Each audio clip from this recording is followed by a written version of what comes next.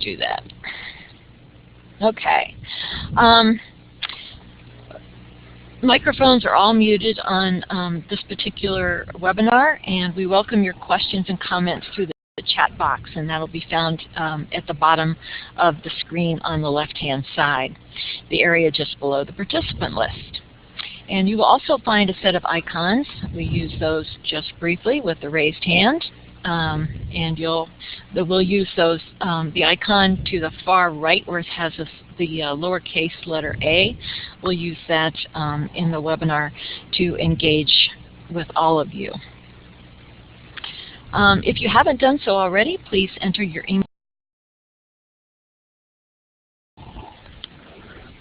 in the chat box so we have a better idea who's joining us. And this session is being recorded and will be available for downloading from our website.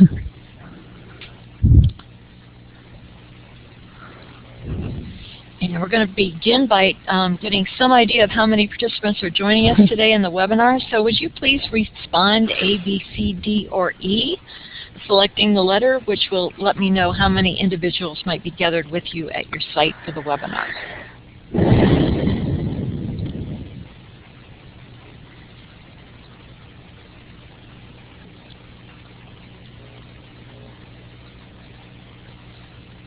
Great.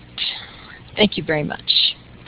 So without further discussion or introduction, I'll turn this mic over to our presenter, who is Sarah Kleinman, a friend and colleague with UVM Extension, and her topic for today is building understanding and collaboration between paid staff and volunteers. Thank you, Ellen, and thank you for everybody for joining us. So as Ellen mentioned, our webinar focuses today on the findings from a research project conducted by the Points of Light Foundation to learn more about barriers to the most effective involvement of volunteers. By examining volunteer involvement in selected organizations across the country, these researchers identified 11 characteristics of organizations that were highly effective involvement of volunteers. These characteristics have been grouped into 4 different categories. About a year ago, previously Andrea Houlihan with United Way of Chittenden County shared her insights about the group of characteristics clustered under the heading of Combine Inspiring Leadership with Effective Management. Then following that, Ellen and I had discussed how critical having a clear vision and mission that includes volunteers is to effective involvement.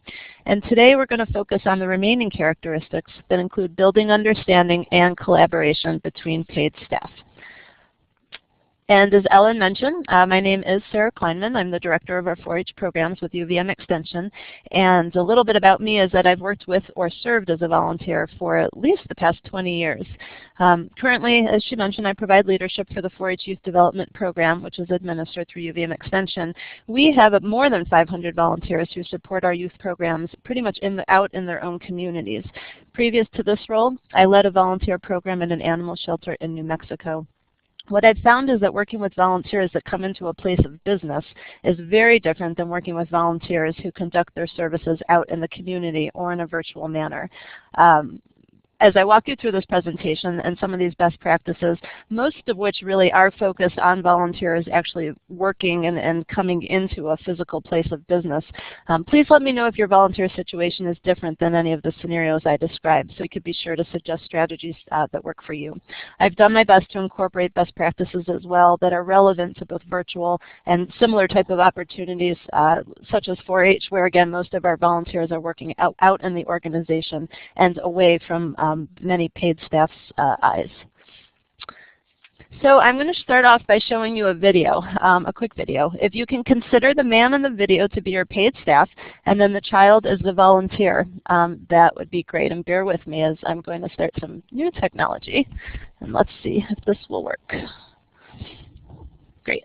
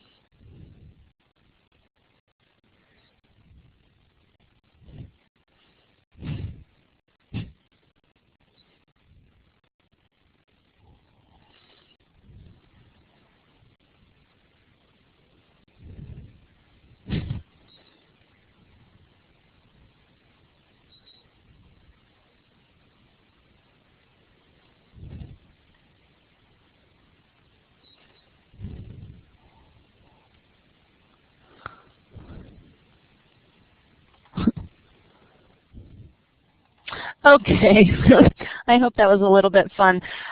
So oftentimes your staff may not want the help. They may not be accustomed to working with volunteers, and so they will be reluctant. Can you please raise your hand if you and your organizations find that your staff are reluctant to take the help of volunteers?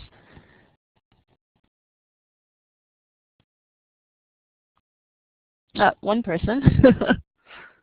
Nobody else? Well, that's good. Then you probably have already established a culture where staff are accustomed and supportive of working with volunteers. So as we go through this presentation, if you have some ideas and thoughts, please share those in your chat boxes. I'm sure some others can benefit from that information. We all know that many times it's easier to do things ourselves. By delegating to others, we need to expend time training, supervising, answering questions, and then at times the work isn't done to your satisfaction, so it needs to be redone. It's frustrating, right? I know it is for me. Sometimes those situations arise because of a mismatch in skills to the task at hand, or sometimes because of inadequate training. What about overeager volunteers? Those who really want to help even if you don't need it? Does anybody have any of those? Raise your hand if you do. Yep, everybody means really well. And sometimes we need to make sure that what our organizations need comes first, and then work with the volunteers to help either tone down or see that the types of skills and interests that they can provide may be better suited to different aspects of our organizations. I'll share a story. When I coordinated volunteers at the animal shelter back in New Mexico, we found ourselves serving as an emergency shelter for pets evacuated from their homes due to a forest fire. After about 24 hours straight of operating around the clock, we finally got to a point where we could shut down at the nighttime, let the animals sleep, and get some quiet that they really needed, which then meant that I also had to cancel a number of volunteer slots that had already been filled given that change of plans. We had one incredibly well-meaning, wonderful, supportive volunteer, incredibly passionate, and when I called to cancel that nighttime slot, she was just outraged, completely outraged, and felt unappreciated given the change.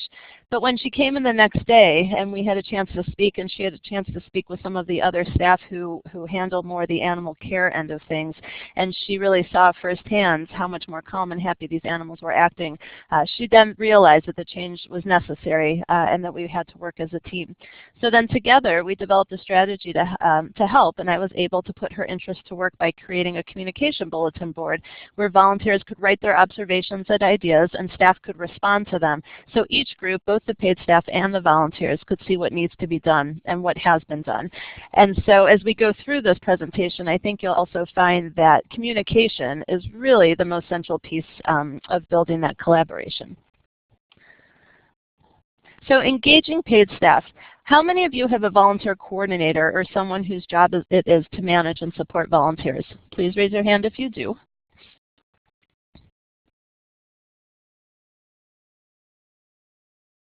Okay, that's good, and hopefully for those of you who work with volunteers as well in some of the other organizations, you have somebody who has at least a little bit of time dedicated to that. Now, for those people who just raised their hand and have someone, is that person full-time? Please raise your hand if they are in fact full-time. Great. And I'm going to assume then that that person is not a volunteer themselves, that they are in fact part of the paid staff. Please raise your hand if they are paid staff.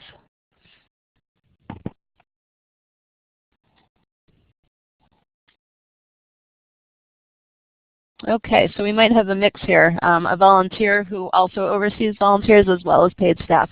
So some of the training and best practices that I speak of as we go through this presentation may be doubly important for both ends of the spectrum. Okay, and then just a few more questions to get a better sense of who's on this webinar today. Using the chat box, if you can, let's see. Let's talk a little bit about the paid staff and the volunteer coordinators. Do you meet with does the volunteer coordinators meet with the paid staff on a regular basis to discuss placement? If you can raise your hand if those meetings occur, that would be great. And then if you could use the chat box to discuss any concerns or issues you may have with those conversations, that would be helpful. Okay, so maybe there aren't those conversations happening. Again, we'll talk about communication and how we can make some of that happen as we move through. So those of you who may work with virtual volunteers or volunteers who physically don't come into the office building, those pose even more of a challenge. And again, because communication is crucial, even if you don't have volunteers coming into your place of business so that you can see them, you need to take some extra time to develop communication strategies, whether it's through social media, regular conference calls, webinars such as these, and other methods of communication, so that we can not only communicate the needs of the volunteers and what they might have, but also work to integrate those volunteers into the paid staff, the people who do come into the office or organization on a regular basis, because integrating everybody's support is really crucial to the success of the volunteer program. And so let's now look at some of those specifics. Planning. So whether you're just creating a volunteer program or your organization has been using volunteers for decades, the success of the volunteer program should really be considered a team approach. A highly effective volunteer program should respect and empower paid staff to fully participate in planning, decision-making, and management related to that volunteer involvement. So we'll first look at planning, and first and foremost, we need to ensure that there are staff dedicated to this work and that dollars are allocated. So it looks like those of you do have, most of you have paid volunteer coordinators, which means that the organization has put forth some money, at the very least, to ensure that the volunteers are well taken care of. As we know, volunteers are not free. There also might be insurance costs, computers, supplies, thank you. So the organization really does need to step up with some dollars allocated for this program. And then next, we need to involve paid staff in identifying the jobs that volunteers can do in their departments or programs. We can't assume for them. We need to help the paid staff create orientation plans and training. And keep in mind that orientation plans and training are not the same things. Training is specific to the skills a volunteer needs to complete their assignment, where orientation gives the big picture and overview to the organization, helping the volunteer to understand the mission and vision of the organization and how their service will support the organization's overall objectives. We need to ensure that paid staff are a part of those conversations and that they take an active role, since the volunteer placement will help them to be more effective in their jobs. If the volunteer is a virtual placement, what systems can you create to ensure the volunteer is on task, both with the assignment as well as with shared vision? If anybody has ideas, feel free to type those into the chat box. And I'll wait just a moment to see if anybody does.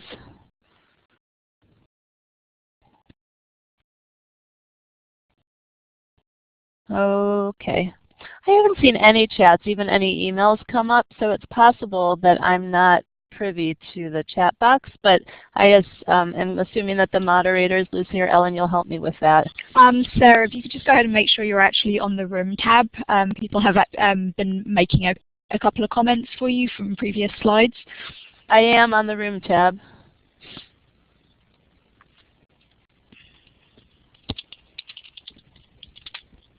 Yep, it says chat supervised and, oh, now I can. There we go.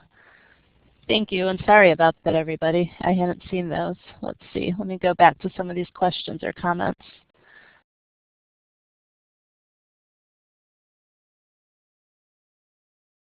Volunteer coordinator for LSC Foundation. Great. Committees of alumni and community members, a different situation, a volunteer board. Okay. Considering hiring paid staff. We don't have any other paid staff working with volunteers. A lot of the work is done somewhat independently, and paid staff are informed but not read. Okay. And self-evaluations, excellent, as something that you can do with the volunteers. Great, now I can see what everybody's talking about. Wonderful. Let's talk about decision making. Volunteering is a privilege, not a right, and I hope folks realize that. Not every volunteer that says they want to help your organization is a good match. Organizations need to be ready for volunteers, as volunteers need to feel needed and supported for successful programs. Not every job can be given to a volunteer, too. There are factors to consider, such as legal ones, risk management ones. Again, when I worked at the animal shelter where there was an on-site clinic, we couldn't have volunteers dispensing certain medications, and so we had to put some limitations around what those volunteers could do. also with surgical equipment and other potentially dangerous elements. So what skill set is needed for the job? A desire to help doesn't automatically mean somebody's a good fit, as I just mentioned. Sometimes too much passion gets in the way for a job where we need to be objective.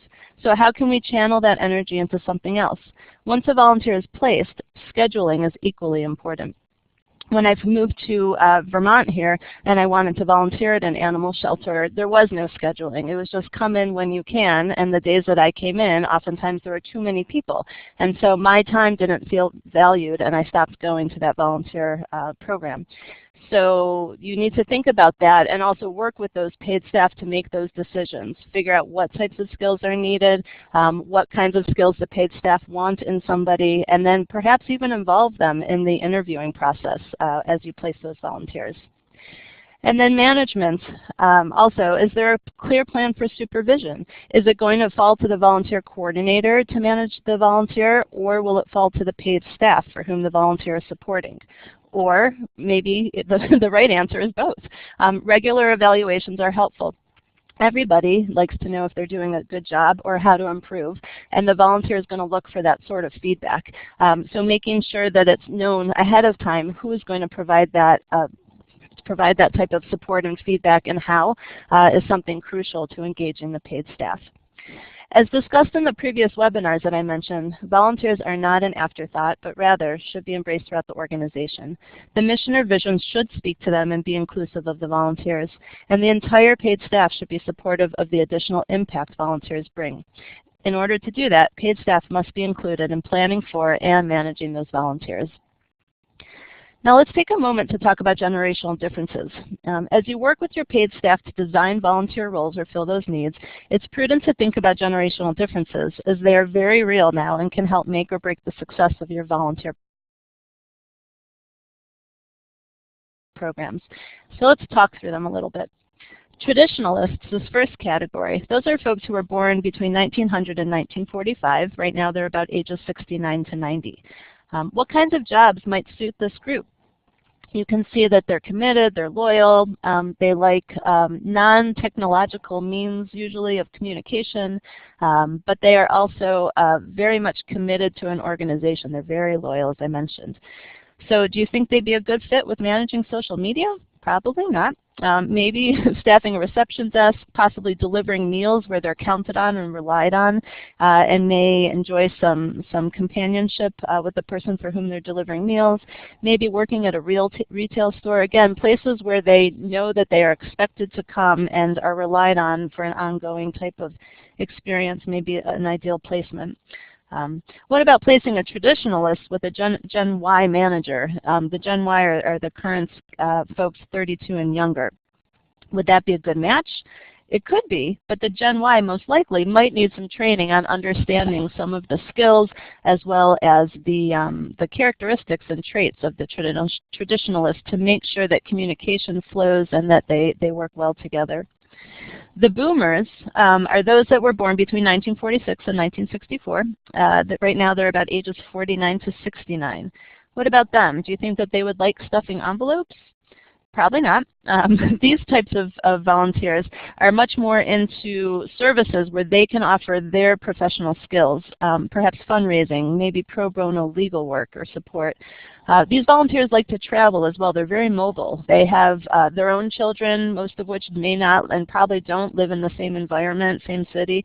So they do like to get up and move around, which means that placing them in a volunteer position where they need to be there every day, every Monday at 5 o'clock year-round may not work for them. So we wouldn't want to rely on them for that long-term work, but rather boomers might serve a purpose for something that's got a very, what we might call episodic or very clear beginning and ends over a short period of time. The Gen X folks, those are people born between 1965 and 1980. Right now, again, their ages 33 to 48 roughly. For them, time is limited. They've got oftentimes young kids. Many of them work. And these volunteers are very much into social causes, things that they care about deeply. And they are also fairly tech savvy. So Opportunities such as crowdfunding and virtual opportunities where they might be able to do their volunteer service at night, perhaps in their pajamas, whether it's creating a website or trying to connect people online might be a good way to engage these types of volunteers. Supervision of Gen X volunteers also could be a challenge, as again, if they're virtual, they don't come into a place of business on a regular basis. You have to figure out how to connect with them, oftentimes at times where you as a volunteer coordinator who may have a 9-to-5 job don't typically work. So giving up your weekends or evenings to be able to communicate with these types of volunteers could be critical. And then Gen Y, those are people born after 1981. They're typically ages 32 and younger. They're very much technologically savvy and could be a challenge to recruit them, though trying to recruit them online is the right strategy. We might also have challenges with placing these volunteers. As you can see, one thing I found very interesting is that characteristic is that they respect competency and not title. So if you have people in your organizations for whom they might support who have advanced over the years but may not be the most competent at their particular positions, then they may have a hard time with that particular placement. They are not going to like tasks such as stuffing envelopes or greeting the public. They're going to want to do higher competency work as they are highly educated and they're very much eager to serve. So in an organization like 4-H, where we have clubs similar to Boy Scouts and Girl Scouts, and we rely on volunteers to support the ongoing club model, boomers and the Gen Y may not be the best fit because of their being too transient. But the traditionalists and the Gen X may be, especially if the Gen X volunteers have kids as it impacts them directly. That being said, boomers could play a support role by offering a specific content or project and coming in for a short-term program, where Gen Y may also get involved through social media and fundraising or helping us to market our program. Okay, so keep that in mind as we move through the rest of this because the generational differences, both between paid staff and volunteers, with communication too, can make or break a great placement. So we do need to create this team between our paid staff and our volunteers. Highly effective organizations ensure that there is a conscious effort to reduce boundaries between paid staff and volunteers by focusing on a team environment. This is often best done when attention is given to organizational culture. Are volunteers welcome in the break room? Do they have room in the fridge to staff their lunch? Are they invited to birthday celebrations? Do they feel comfortable taking a cookie off the tray? I know these things sound silly, but it's very real and very true. And if they're not acclimated and brought in as part of the culture, then that team environment isn't going to foster. Do they participate in other office events or traditions? And then what about the virtual volunteers who don't come into the office? How can they feel connected? If you have ideas for how they could feel connected, please type those into the chat box and I'll give you just a minute.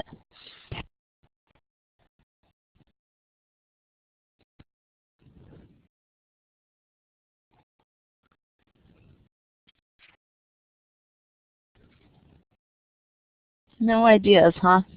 Virtual volunteers are a challenge, absolutely. With social media, though, and where you may have many of your volunteers, you could try to connect them by using some of those tools. Have them take a selfie, a picture of themselves engaging in their volunteer work, and then you could pin it, let's say, to Pinterest, so that everybody could see images of the volunteers doing their volunteer service and at least feel that they're part of that community. Making sure that they have some sort of branded item as a thank you gift for the organization also makes them feel like they might belong to the organization for whom they're supporting.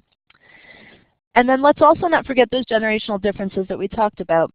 According to a researcher with the last name of Zemke, who authored Generations at Work, this individual proposes using aggressive communication to create a successful intergenerational workforce and volunteer force. Over-communication is a rule in successful intergenerational workplaces for both employees and volunteers. Management should also include several strategies such as lots of training, including one-on-one coaching, interactive computer-based training or webinars, and classroom courses. Organizations really need a multifaceted approach that relies heavily on communication and training. Given that we all learn differently too, strategies such as webinars, newsletters, videos, and mentoring should all be incorporated.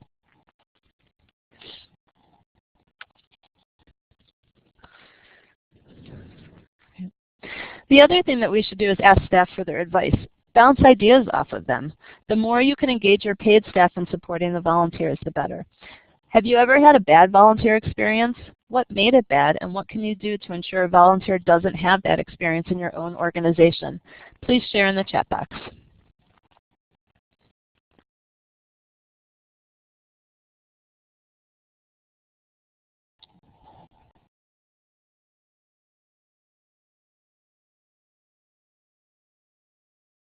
Nobody, huh? Well, again, when I went to that volunteer, to the animal shelter here in Vermont, it was a situation where I just showed up and I didn't feel valued because there were too many people for the type of work that they needed to be done. I remember one Thanksgiving as well when my family wanted to help package up meals. We just stood around at least for an hour. It was very disorganized, waiting for directions. Again, lots of people, nobody really taking charge, and so we ended up walking out because there just wasn't anything for us to do.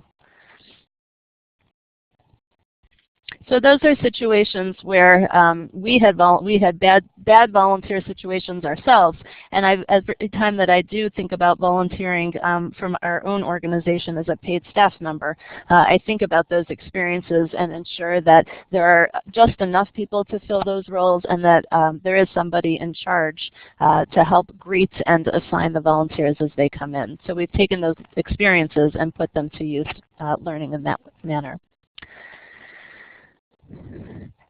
So while much of this presentation has been focused on preparing for the volunteer, we also need to dedicate time to staff so that they don't resent the volunteers, but rather embrace them. Staff also need training in a variety of ways. Staff might be scared their jobs are at risk. We want to inform the paid staff about the expectations and realities of the volunteer workforce. Most volunteers don't want a full-time job. Younger volunteers and your virtual volunteers want that work-life balance. So how to create a team when they aren't around? As I mentioned before, we could use social media. We could also post pictures to Instagram or Snapchat. You can connect them in that manner. We also want to look at trends in volunteering as well and try to engage our staff in that manner. We know that right now there's a trend in family volunteer projects, and so if there's a way that the staff could harness those types of opportunities for potential volunteers, that might be something to do. Another idea is to hold a celebration for staff, and we can focus it on a day of service to include both staff and volunteers to support other organizations or missions. We can make it fun and celebratory too, and that way we're helping to establish this team between the volunteers and the paid staff, and also integrating the paid staff so that they get to know their volunteers. Remember, again, as we mentioned before, just like you, many staff are also volunteers themselves. So we want to ask for their help in determining what to do. Include them in celebrating the volunteers as well. We want to help staff learn to express success stories about their volunteers and the impact that they're giving. If we can do so much alone, we can certainly triple or double the output with our volunteers.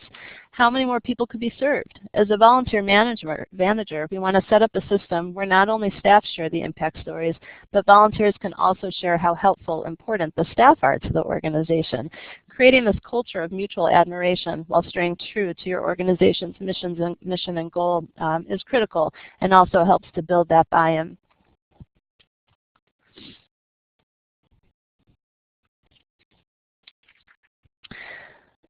So what does this mean? Without publicity, there can be no public support, and without public support, every nation must decay.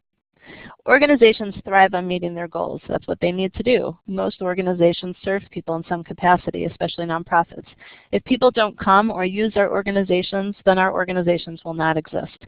We need to share our stories, especially our success stories, for everybody. So let's talk a little bit about how to capture these success stories. Here's one example. This is an annual report, but creating annual reports are not meant to just sit on a shelf or satisfy a funder. We want to make sure that we share them with all stakeholders. And then let's think about who those stakeholders are. Are they the funders or are they the public at large? Oftentimes that's who we think about. We want to advertise what we do.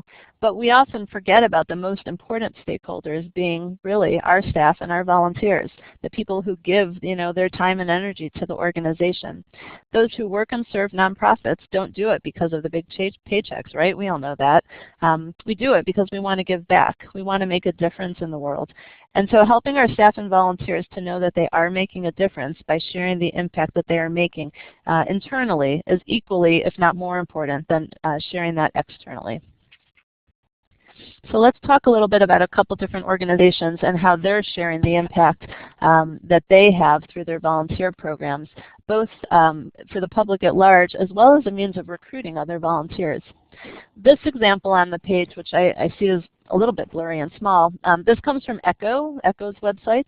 They have a bunch of quotes. They use quotes from past volunteers to help portray the benefit of giving time to this organization. So that is one strategy. Another strategy comes from Mobius. Mobius is a mentoring organization, and what they've done, and I'm going to take you there in just a moment, is to create video stories between their mentors, their volunteers, and the clients that they serve, and they post them to the web page to help potential mentors learn about the impact that they're making. And let's look at one of these because they are fairly impressive. Give me just a second to get there. And Control V. Okay. There it goes.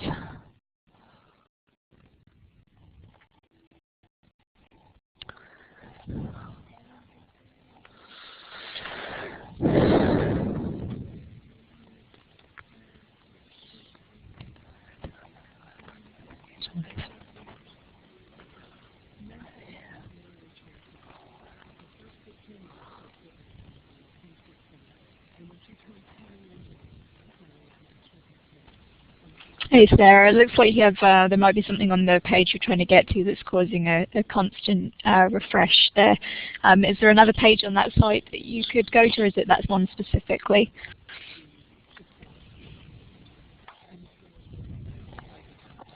I can't hear you, Lucy. Hang on. It's the sound.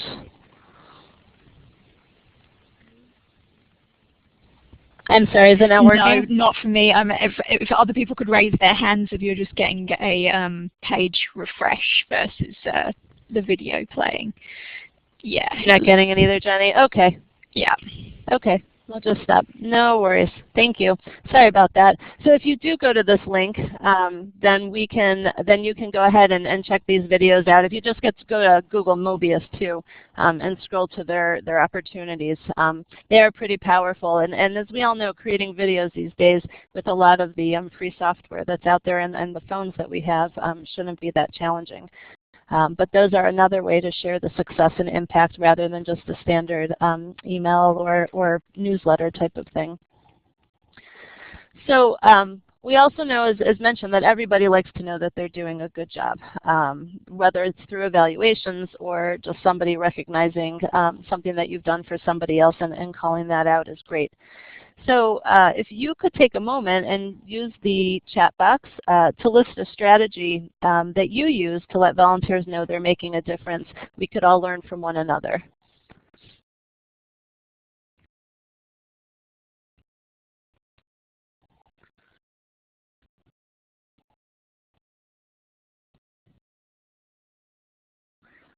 Let's see. Is that anybody typing?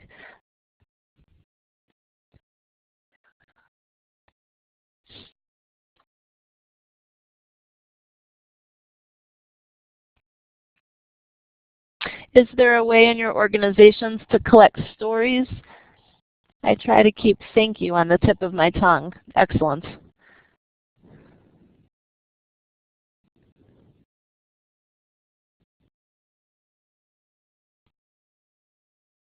As a volunteer manager too, and again this would be hard for virtual volunteers or those who are out in the community, but making sure that you get out of your office and you walk around When I was at the animal shelter in New Mexico, my office was way in the very back, and it was easy for me to sit at my computer all day doing things that I needed to do with the computer. But at least for 10 minutes every hour, I would get up, I would walk around the entire building and seek out the volunteers and try to find them and see what they were doing. Whether or not I actually spoke to them, depended upon the type of things that they were doing, but I usually had a camera with me. I was able to take pictures, and then we could share those types of experiences and the good work that they were doing through a newsletter. So those are types of different ways that you can try and collect feedback to see what the good work is that your volunteers are doing, and then helping your volunteers feel appreciated. We also know that a bad situation, oftentimes, as you go to the store and something bad has happened, you're much more likely to share the bad situations than you are the good ones. So making sure that we catch the good moments, it's almost like that positive behavior intervention that kids use in school these days. Catching those good moments and then making sure you share them is critical. Something else too that I want to touch on before we move off this topic is evaluation. And not just for the volunteer, but also giving feedback for the staff. If you are able to do exit interviews when your volunteers decide they no longer have the time to give to your organization, you can learn a little bit about the placements that they had and the type of supervision or how it was working with that specific paid staff member. And so making sure that that information gets back to the paid staff member, whether through you or through the executive director or whomever the most appropriate person is critical. Again, everybody wants to know they're doing a good job, and people usually want to know how they can improve. So that type of feedback is equally important. So in summary, trying to build this collaboration between paid staff and volunteers includes these bullets: making sure that you involve staff in developing, hiring, training, and supervising volunteers. You want to ensure those volunteers are part of and invited into those organizations' cultures. Collect their birthdays. Don't just celebrate your staff birthdays if that's something that you do, but make sure that volunteers' birthdays are celebrated as well. Or any type of holiday parties, make sure that they are invited as well. Share successes and celebrations broadly, again in a variety of ways that we just talked about. And use all sorts of tools to engage all generations and types of volunteers. I know it's easy in this day and age, especially with budgets being tight, to rely solely on social media, but if there are other ways to continue, whether it's even a postcard or a printed ad in a newspaper to celebrate and acknowledge our volunteers, that would be great. I also know that the Building Capacity website, which Ellen had mentioned at the beginning, this webinar series is just one component, and one of the classes posted is about how generational differences affect volunteer recruitment and more. And so if you're interested in learning a little bit more about that, you can check out that particular class as well. And so that is the end of my presentation. I'm just going to quickly scan through the chats and see if there are any questions that I can answer. Great. Thanks, Sarah. And while you do that, before we move on to the question and answer period, we've got just a few quick polling questions, so if you'll hang with us, we'll move on to those. And here again, I'll ask you to use A, B, and C to give us your answers here. As a result of this webinar, do you have a better understanding of how to build understanding and collaboration between paid staff and volunteers? So if you could click on A, B, or C and give us some quick information as to how effective the webinar was for you.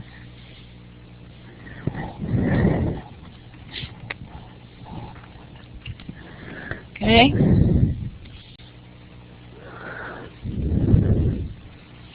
And the next question, I'll clear that. And the next one is, did the webinar give you new resources on developing volunteers? Again, if you'd click on A, B, or C, that would be perfect. Ellen, it looks like you're getting some answers in the chat box as well. Yep, got them.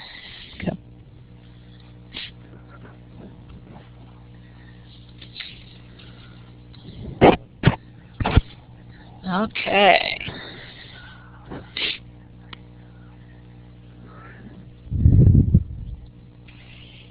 And our third quick polling question is, as a result of what you learned, will you use this information or share it with others? Again, the choices are A, B, and C.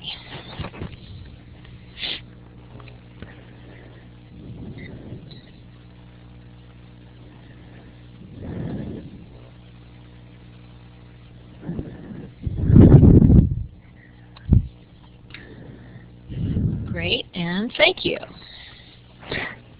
And our final question is, what one idea that you plan to try out as a result of today's webinar? What's that one thing you think you might try? And if you'd enter that in the chat box, we'd really appreciate it.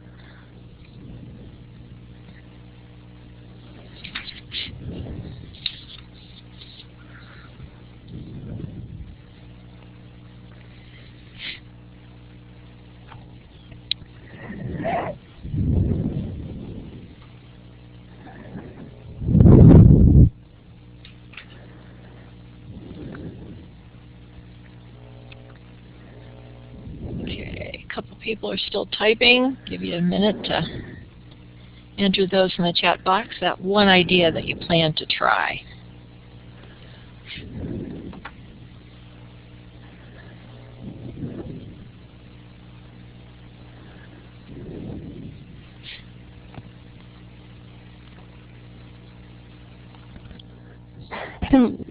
Great. If it's okay, while people are finishing up typing, there was, Julie had a question about how to engage folks on Facebook where they don't seem to be taking. There are other tools, and I know not everybody hangs out on Facebook as much as others. LinkedIn tends to be another tool where more professional individuals might gather and use a little bit more often, and you can create a group, a closed group even. And so you may want to try LinkedIn as a way to connect your board and have conversations, or even Google+, which is another type of Facebook thing, but it's more for the community, more professional community that also might utilize Google Docs and some of the other tools that they have in their daily work. And if those things don't work, then I see Wendy suggested that maybe they don't know how to use it or don't know how to set it up. And so you could bring in and find somebody who is adept at it, especially our older teens or college-age people, and create a training session. Bring everybody in face-to-face, or even do it online via a webinar and see if you can try to use it in that manner. Also having a specific time, perhaps, where some of your older volunteers are expected to be on Facebook so you could chat at that same time might be helpful. They may not understand how it works in real time and how to move around the site. So again, sort of making them feel valued by, I expect to see you Monday at 7 p.m. So that we can chat, may be the hook that they need. And I don't think I saw any other questions that needed to be addressed unless somebody has one. Are there other questions? Please feel free to put those in the chat box.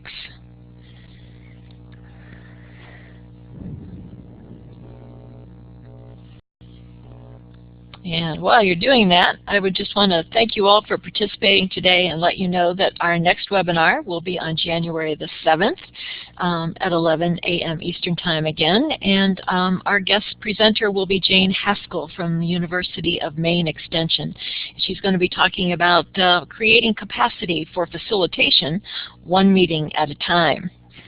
There's our website. Please feel free to browse around there and see what other resources we might have that you can find useful. We'd love to have you friend us on Facebook, and you're always welcome to email us if you have questions or some program that you'd like to see presented here. We'd be happy to hear about those suggestions as well.